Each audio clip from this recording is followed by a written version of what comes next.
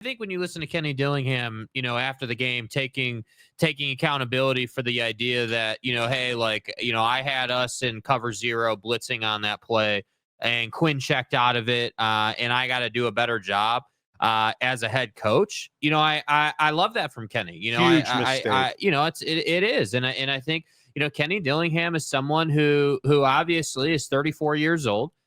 Is obviously one of the youngest, but one of the most successful head coaches, in his tenure so far for his team. But, I think the hard part is that Kenny Dillingham and the way he coaches is, with all due respect, it's the old saying of like balls to the wall, right? We're just going to go as hard as we can. Sure. We're going to go for it on fourth down. We're going to get after it. And I do feel like that cost them this game on that 4th and 13 play. Here's Dillingham talking about it after the game. To be honest, it's all on me. We're in a cover zero look. Late in the play clock, Ewers did a phenomenal job checking out, recognizing the cover zero look, checking into a max pro, and I didn't have the ability to get out of it. And that's on me. So we left our guys ISO'd in cover zero into a max pro there. I gotta go into that game with an ability to get out of that call. And like I said, there's a lot of things that I got to do better to help our guys to win a football game. That's one of the many things that, as I reflect, I got to be better because our guys played good enough to win. Yeah. Did you play good enough to win? You probably didn't. If we're being honest, that first half against Texas, that defense against Texas, I didn't feel like they played well enough to win. I felt like when Quinn Ewers ran that ball in for the touchdown, that game should have been over. Yeah. Texas, with all due respect, Texas kept Arizona State in the game. Arizona State belonged there. And I think Kenny Dillingham talked about this as well after the game. But this idea, if you look at this question right here, did Arizona State save the Big 12? I don't think there's any doubt. Because if Arizona State had gone the way of SMU and Boise State, rolled over, got that ass whooped, this would have been a very ugly morning for the Big 12. But the Fighting Dillinghams did exactly that. Cam Skattebo came out and proved he's the best running back in the country. Kenny Dillingham is arguably the most inspirational coach in the country, and a guy that I think every player wants to play for a guy like Kenny Dillingham. Right. But I also think this is an indictment again on the Big 12. And I know I've talked about this ad nauseum, and you guys were all tweeting at me about how, I'm too hard on the Big 12 and I'm too hard on Utah and I'm too hard on Oak State. Kenny Dillingham came in here and kicked you in the balls the entire season and you didn't have an answer. And when I look at like West Virginia, because West Virginia clearly sent a message that the mediocrity of the Neil Brown era wasn't good enough, right? I look at Kenny Dillingham, who has every reason to be a 4-win team. NCAA violations, 2 words, Herm Edwards, right? Like you have every reason to suck out loud. And you just about went to the college football playoff semifinal. That is 100% about Kenny Dillingham and getting these kids ready and taking a guy like Cam Skattebo, who now I think without question is going to be a probably first 3 running backs off the board in the NFL draft. I think Ashton Jeanty is going to be the first running back off the board for the Dallas Cowboys. I don't think there's any doubt. But Cam Skattebo turned himself into an NFL running back and solidified that last night. Because coming into that game, I think there were questions. After that game, who's got questions about Cam Skattebo's ability to play at the NFL level? Because I certainly do not. And I think I look at Arizona State, and I think that Arizona State truly, truly saved the football reputation of the Big 12 with that performance last night. Because I look at, did you guys see the numbers that Colorado and BYU put up? And I understand, again, it was a nothing, nobody gives a hot damn bowl. I completely understand that. Look at these numbers, boys. That's 8 million viewers. Yeah. That's 8 million viewers. And what that tells you is people care about the biggest brands in the Big 12. But is Arizona State that? And the answer is no, they are not. Did this game yesterday make them a big brand in the Big 12? No, it did not. Yes, Arizona State saved the Big 12. But you look at these numbers right here with BYU and Colorado, that's, to me, the biggest statement in the postseason, that 8 million people tuned in to see BYU and Colorado in a meaningless bowl game.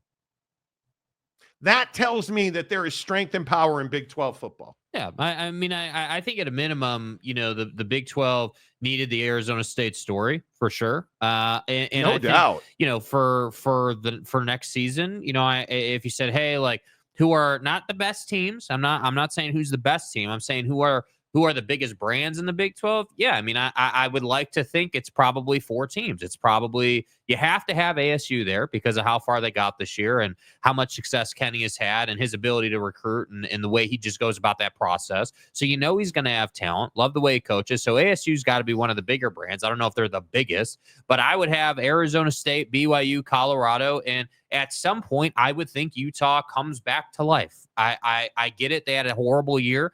But I would think at some point, Kyle Whittingham's going to correct that ship. So, those are the 4 teams that I would look to in the Big 12. And I would say, hey, these are the 4 staples in this conference right now. And if we can pick up, if K-State can bounce back or if Tech can, keep improving or, if Rich Rod can get it going, like, maybe you have some other teams get in on that. But I just think that Arizona State, really help the Big 12's case when it comes to talking about, like, when inevitably everyone gets together and talks about the college football playoff format and should the Big 12 have more of a seat at the table? Like, dude, the Big 12 and ASU was a 4th and 13 missed call on defense away from beating the SEC and sending Quinn Ewers to either the NFL or probably Ohio State. Right. I mean, you're talking about if they play cover 2 or even cover 1, you're not making that play because the safety's there. And how many lives, how many chances do you want, by the way? Yeah. Well, seriously. Texas can't kick a field goal. Yeah. They missed 2 of them. Epic. A terrible play call out of Sark. And anyway. By the way, I will say Texas ASU, best game we've had in the college football playoffs so far. Not even close. And I think some of this belongs, this conversation I think is significant because before we get to the other games, I do want to talk about this right here. Yeah. Because we had massive fights over this on the show. Right. You guys railed against me and said that I don't know what I'm talking about. And should SMU and Boise State have been in the college football playoff? Maybe. Sure. No. Okay. Whatever. This has to get fixed. And the way you fix it is exactly what we've talked about. You can't just hand conference championship teams first round buys. You can't do. Boise State had no business having a first round bye. Totally agree. They had no business having a first round bye. And now I don't think it would have mattered because, again, I'm just telling you, Boise State is not. If there was ever, friends, if this was ever truer than this morning, I don't know when it would have been. Penn State just simply had bigger athletes than Boise State. And Ashton Ginty had some moments in that game.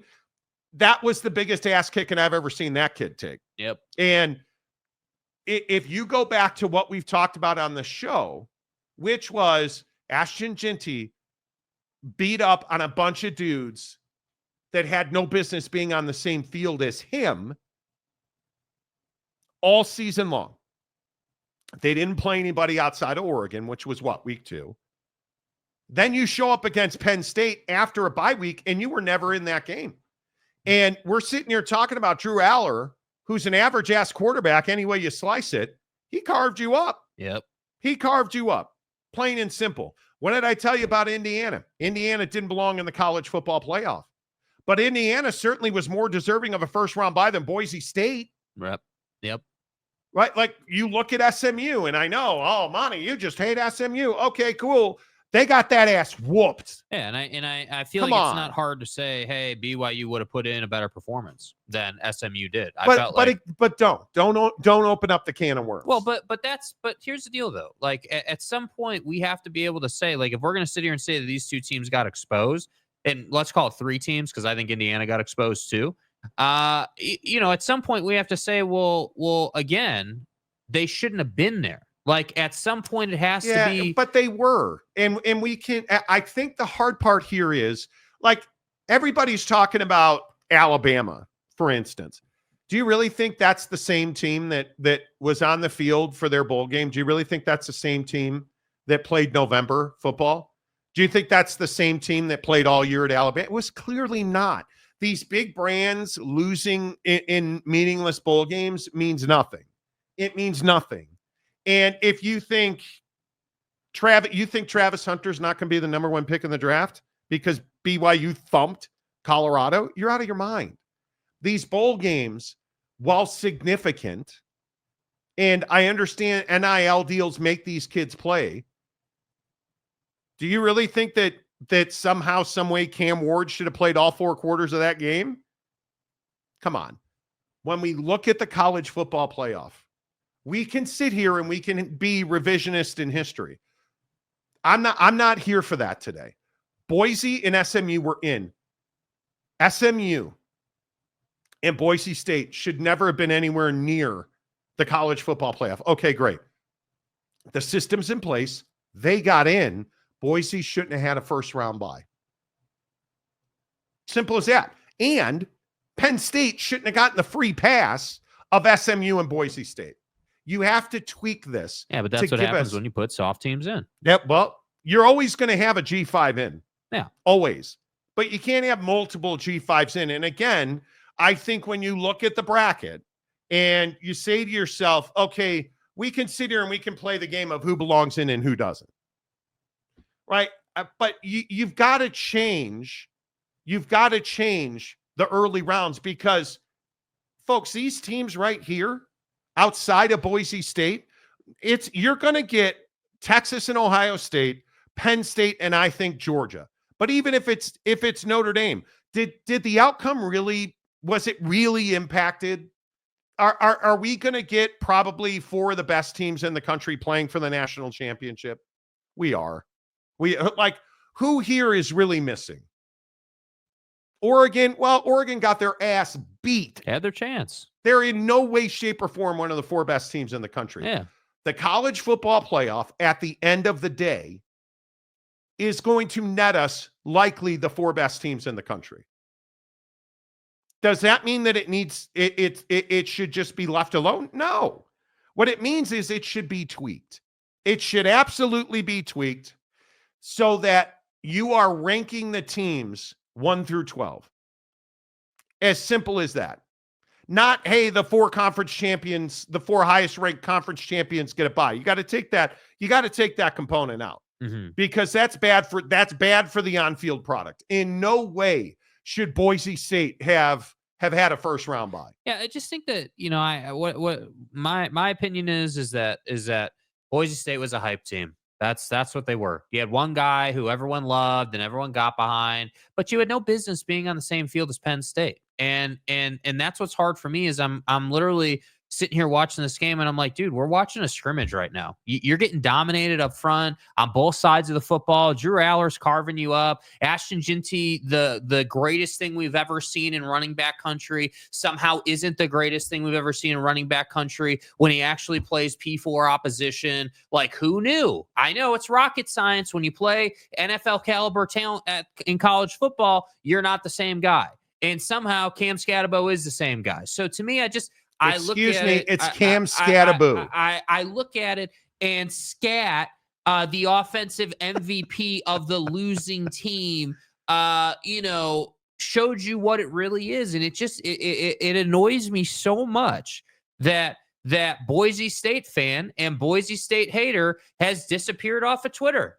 Where are all the Boise State sleuths? Because all I did, not over the weekend, but last week, is I was tweeting at people and I said, hey, by the way,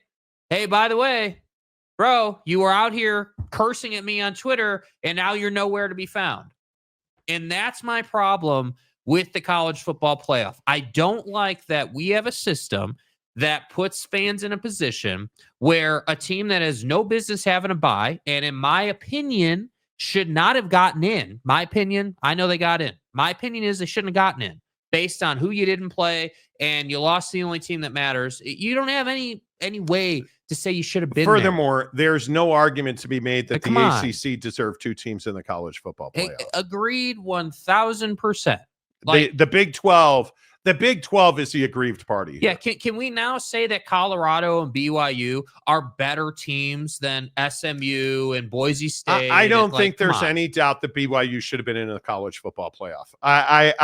But games are won and lost on the field. So that's why I said we can't go back. No, but this is what I wanted to avoid, and you keep sucking me down the hole of death and pornography with these conversations. But my point is, hey Marty, look, the Mormons. They live right on and off the field. Put them in the college football playoff. Yeah, let's do it. Yeah, my point is that ASU put the Big 12 in a position to go to the SEC and say, hey, we're capable of beating you. We are. Yeah, we lost by 1 possession. I mean, we didn't beat you, but we're capable. Yeah, if that's the take you want to have, that's fine. I don't. The Big 12 is more than capable of beating the SEC. I like the ASU story. If you can't get down with Cam Scatterbo, I think you're probably broken in your soul. We've never had a puke award. But no, this is in 26 years, we've never had to be able to do this. And with about 7 minutes left, the media voted Scat as the MVP. And so the offensive MVP of the Chick-fil-A Peach Bowl. Scat, congratulations.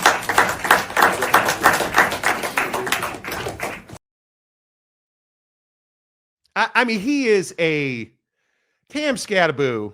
Oh, I'm sorry. Cam Scatterbo. Yeah. My bad. Scat is. Yeah. How does Scat not have a deal with Dodge already? Come on. It's Ram, please. Yeah. I would love to understand if there's a more down home dude than Cam Scatterbo. I mean, throwing the touchdown, running for the touchdown, receiving the touchdown. I'm for real. I mean, throwing up everywhere, asking Yelling for an at ID. his teammates. I'm done with this. Okay. Like, that kid is what's right with college football. Yeah. But let's not go too far. Are they capable of beating Texas? I would say they're not. Because Texas had to miss 2 field goals, had to have terrible play calling, and Quinn Ewers throw a terrible pass. And granted, that gave Scat the opportunity to do Scat-like things. I should really stop saying that. It gave Cam Scatterbo the opportunity to do what he did. But at the end of the day, Texas dominated you in overtime. And frankly, to get to overtime, that throw on 4th and 13 should never happen. Are you capable of beating Texas? I don't think you are. Not right now. Not right now. Because the physical beating that Texas put on Arizona State, yeah, I don't think that goes away anytime soon. So all I'm saying is, I love the Arizona State story. I am a huge Dilly fan. I think the guy is what every college football coach should be. And I think you have several coaches in this Big 12, whether it be Dilly, whether it be Prime, whether it be Witt, whether it be Kalani at BYU, that put the kid first. Those are the guys that are winning.